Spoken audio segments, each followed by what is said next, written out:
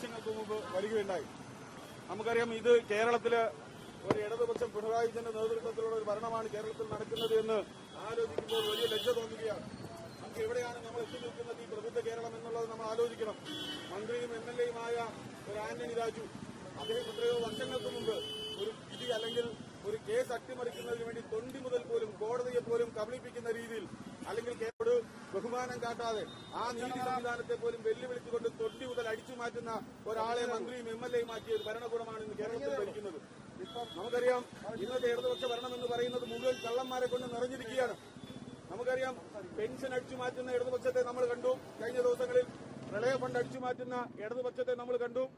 അതിനുശേഷം സഹപ്രവർത്തകർ അല്ലെങ്കിൽ രക്തസാക്ഷികളുടെ ഫണ്ട് പോലും അടിച്ചു മാറ്റുന്ന കേരളത്തിലെ ഇടതുപക്ഷം നമ്മൾ കണ്ടതാണ് ദിവസങ്ങൾക്ക് മുന്നിൽ. അതിനുശേഷമാണ് കേരളത്തിലെ സ്വർണം പോലും അയ്യപ്പന്റെ ദേവന്റെ വിഗ്രഹമടക്കം സ്വർണം പോലും ശബരിമലയിലെ ഏറ്റവും പരിപാവനമായ സ്വർണം പോലും അടിച്ചു മാറ്റുന്ന കള്ളന്മാരെ ഈ കേരളം കണ്ടതും. ഇപ്പോൾ അതിനേക്കാൾ വലിയ നാണം കെട്ട വാർത്തയാണ് കേരളത്തിലെ ജനങ്ങൾ കണ്ടുകൊണ്ടിരിക്കുന്നത്. നമുക്കറിയാം, ഒരു കേസ് അട്ടിമറിക്കുന്നതിന് വേണ്ടി അടിവസ്ത്രം അടിച്ചു മാറ്റുന്ന തരത്തിലേക്ക് കേരളത്തിലെ ഇടതുപക്ഷത്തെ മന്ത്രിമാരും ജനപ്രതിനിധികളും മാറുകയാണ്.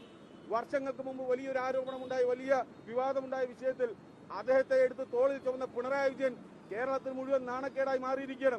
നമുക്കറിയാം, ഈ കേസിന്റെ